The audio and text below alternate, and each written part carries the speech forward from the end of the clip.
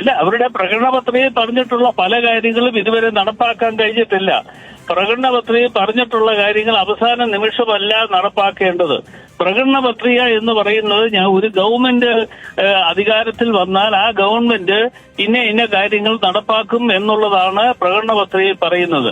അത് പ്രകടന പത്രികയിൽ പറഞ്ഞു എന്നുള്ളത് കൊണ്ട് ഏറ്റവും അവസാന നിമിഷം ഇതിപ്പോ പഞ്ചായത്ത് തെരഞ്ഞെടുപ്പിന്റെ തലേ ദിവസം പ്രഖ്യാപനങ്ങൾ ഇതുപോലെ പലതും ഉണ്ടാകുക എന്ന് പറയുന്നത് തന്നെ ശുദ്ധ മര്യാദകേടാണ് എന്ന് പറയേണ്ടതായിട്ടുണ്ട്. അതുകൊണ്ടാണ് ഇക്കാര്യങ്ങൾ തുറന്നു പറയുന്നത്. പ്രതിപക്ഷ മുന്നണിയുടെ നേതാവാണ്, UDFന്റെ കൺവീനറാണ് അടൂർ പ്രകാശ് MP. അദ്ദേഹത്തിന്റെ വാക്കുകളാണ് പ്രേക്ഷകർ കേട്ടത്. അദ്ദേഹം പറയുന്നത് പെൻഷൻ വർദ്ധിപ്പിക്കുന്നത്, ക്ഷേമ പെൻഷൻ വർദ്ധിപ്പിക്കുന്നത് ശുദ്ധ മര്യാദകേടാണ് എന്നും. LDFന്റെ പ്രകടന പത്രികയിൽ പറഞ്ഞിട്ടുണ്ട് 2500 രൂപയാക്കും ഈ സർക്കാരിന്റെ കാലത്ത് ക്ഷേമ പെൻഷൻ എന്ന്. അതിലേക്ക് എത്താൻ കഴിഞ്ഞിട്ടില്ല. അതിന് പല കാരണങ്ങളുമുണ്ട്. 2000 രൂപയിലേക്ക് പെൻഷൻ എത്തിക്കും, 400 രൂപ വർദ്ധിപ്പിക്കും. ഇതാണ് സംസ്ഥാന സർക്കാർ ആലോചിക്കുന്നത്. നവംബർ 1 നിയമസഭയിൽ പ്രഖ്യാപനമുണ്ടാകും. അത് ശുദ്ധ മര്യാദകേടാണ് എന്നാണ് പറയുന്നത് അടൂർ പ്രകാശ്, UDF കൺവീനർ. ഇത് കേൾക്കുമ്പോൾ ഓർമ്മ വരുന്നത് 2021 അന്നത്തെ UDF കൺവീനറായ MM ഹസന്റെ ഒരു പ്രഖ്യാപനമാണ്. അദ്ദേഹം പറഞ്ഞത് എല്ലാ മിഷനുകളും ഞങ്ങൾ വന്നാൽ പൂട്ടും. ഏത്? ആരോഗ്യ മിഷൻ, വിദ്യാഭ്യാസ മിഷൻ, അതോടൊപ്പം തന്നെ ലൈഫ് മിഷൻ. 5 ലക്ഷത്തോളം പേർക്ക് വീട് വെച്ച് നൽകിയ ലൈഫ് മിഷൻ പദ്ധതി ഞങ്ങൾ വന്നാൽ അവസാനിപ്പിക്കും. സ്കൂളുകളുടെ നിലവാരം വർദ്ധിപ്പിക്കുന്ന, ക്ലാസ് മുറികൾ ഹൈടെക് ആക്കുന്ന വിദ്യാഭ്യാസ മിഷൻ ഞങ്ങൾ വന്നാൽ പൂട്ടിക്കും. ഇത് പറഞ്ഞത് 2021 MM ഹസനാണ്. നിയമസഭാ തെരഞ്ഞെടുപ്പിന് തൊട്ടു മുമ്പ് ജനങ്ങൾ മറുപടി നൽകി MM ഹസനും UDFനും ഇതൊക്കെ തുടരണം എന്നതാണ് ഞങ്ങളുടെ ആഗ്രഹമെന്ന്. ഇപ്പോഴിതാ പെൻഷൻ വർദ്ധിപ്പിക്കാൻ തീരുമാനമെടുക്കാൻ പോകുന്നു. അപ്പോഴാണ് ശുദ്ധ മര്യാദകേടാണ് എന്ന് പറയുന്നത് ഇപ്പോഴത്തെ UDF കൺവീനർ. ഒരു സംശയം വേണ്ട, 2026 എന്നത് LDFന്റെ വർഷമായിരിക്കും എന്ന് തന്നെയാണ് ഈ സൂചനകൾ നമ്മോട് പറയുന്നത്. പെൻഷൻ 200 രൂപ വർദ്ധിപ്പിക്കും, 400 രൂപ വർദ്ധിപ്പിക്കും എന്ന ചർച്ചകളൊക്കെ നടക്കുന്നുണ്ട്. എന്നാൽ അറിയുന്നത് 400 രൂപ വർദ്ധിപ്പിച്ച് പെൻഷൻ 2000 രൂപയാക്കും എന്നാണ്. ഏകദേശം 1000 കോടിയോളം രൂപ വേണം ഒരു വർഷം 400 രൂപ വർദ്ധിപ്പിച്ചാൽ. 65 ലക്ഷം പേർക്കാണ് പെൻഷൻ നൽകുന്നത്. ഇവരുടെ പെൻഷൻ മാത്രമല്ല, വിവിധ ക്ഷേമനിധി ആനുകൂല്യങ്ങളും വർദ്ധിപ്പിക്കാൻ തീരുമാനിച്ചിട്ടുണ്ട്. ആ പ്രഖ്യാപനവും ഉണ്ടാകും നിയമസഭയിൽ നവംബർ 1.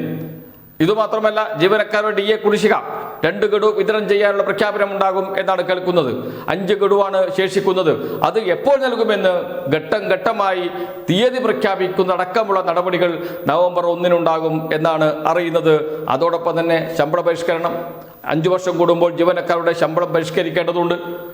അതിന് ഇനിയിപ്പോൾ ഒരു കമ്മീഷനെ വെച്ച് പഠിച്ച് ശമ്പള പരിഷ്കരണം എന്നത് പ്രായോഗികമല്ല, സമയമില്ല. അതുകൊണ്ട് ഉദ്യോഗസ്ഥ തലത്തിൽ ഇത് സംബന്ധിച്ച് ഒരു കമ്മിറ്റി രൂപീകരിക്കുകയും കമ്മിറ്റി അധ്യാപക സംഘടനകളുമായും ജീവനക്കാരുടെ സംഘടനകളുമായും ചർച്ച ചെയ്ത് അവരുടെ ഒരു റിപ്പോർട്ട് സംസ്ഥാന സർക്കാർ സമർപ്പിക്കുകയും അത് വെച്ച് ശമ്പള പരിഷ്കരണം പ്രഖ്യാപിക്കും എന്നാണ് അറിയുന്നത്.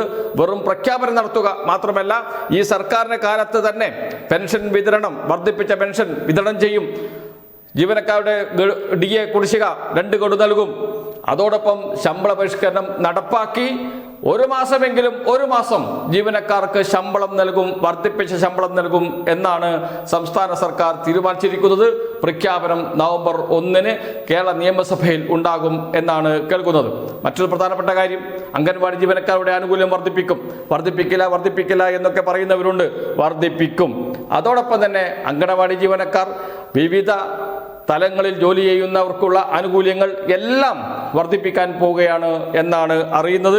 ഏതായാലും ഒരു കാര്യം ഉറപ്പിച്ചു പറയാം, നവംബർ 1 എന്നത് UDFനെ സംബന്ധിച്ച് ഒരു പേക്കിനാവായിരിക്കും. അവരുടെ മോഹങ്ങൾക്ക് 2026 അധികാരത്തിൽ വരാമെന്ന UDFന്റെ മോഹങ്ങൾക്കുള്ള അവസാനത്തെ ആണിയടിപ്പായിരിക്കും നവംബർ 1 നടക്കുക എന്നാണ് അറിയുന്നത്. UDFനെ സംബന്ധിച്ച് നിയമസഭാ സമ്മേളനത്തിൽ പങ്കെടുക്കണോ വേണ്ടയോ എന്ന തീരുമാനം ഇതുവരെയും എടുത്തിട്ടില്ല. നവംബർ 1 അവർ വല്ലാതെ ഭയക്കുന്നുണ്ട്. അതുകൊണ്ട് തന്നെയാണ് നിയമസഭാ സമ്മേളനം നടത്താൻ പാടില്ല, നിയമവിരുദ്ധമാണ് എന്നൊക്കെ പറഞ്ഞ് പ്രതിപക്ഷ നേതാവ് ഇതിനകം രംഗത്ത് വന്നത്. ഇനിയിപ്പോൾ നിയമസഭാ സമ്മേളനത്തിൽ പങ്കെടുക്കുമോ അല്ല പങ്കെടുക്കാതെ ബഹിഷ്കരിക്കുമോ അതെല്ലാം പങ്കെടുത്ത് മുഖ്യമന്ത്രി അടക്കമുള്ള മന്ത്രിമാരുടെ പ്രഖ്യാപനങ്ങൾ തടസ്സപ്പെടുത്തുക, മുദ്രാവാക്യം വിളിയും ബഹളവുമൊക്കെ ആയി ജനങ്ങൾക്ക് ഇതൊന്നും കേൾക്കാൻ കഴിയാത്ത വിധത്തിലേക്ക് കൊണ്ടുവരുമോ എന്നതാണ് അറിയാനുള്ളത്. എന്നാലും UDF വലിയ തിരിച്ചടിയായിരിക്കും. പ്രതിപക്ഷത്തിന്റെ ഈ കോപ്രായങ്ങളെല്ലാം ജനങ്ങളെ കാണിക്കുന്ന ലൈവ് സംപ്രേഷണം കൂടി ഉണ്ടെങ്കിൽ UDF കാര്യം തീർന്നു എന്ന് പറയേണ്ടി വരും. അത്തരം മണ്ടത്തരം ചെയ്യാൻ UDF തയ്യാറാകുമോ എന്നതാണ് അറിയാനുള്ളത്. എന്തായിരിക്കും നിയമസഭാ സമ്മേളനത്തെക്കുറിച്ച് UDF തീരുമാനം എന്നത് വലിയ പ്രാധാന്യമുള്ള കാര്യം തന്നെയാണ്. ഇതുവരെയും അവർ പ്രഖ്യാപിച്ചിട്ടില്ല. വരും ദിവസങ്ങളിൽ അവർ പ്രഖ്യാപിക്കും എന്ന് നമുക്ക് പ്രതീക്ഷിക്കാം. 23-ന് കോൺഗ്രസിന്റെ യോഗമുണ്ട്, പുതിയ ഭാരവാഹികളുടെ യോഗമുണ്ട്. അതിൽ ഇത് സംബന്ധിച്ചുള്ള തീരുമാനമുണ്ടാകുമെന്നാണ് കരുതുന്നത്.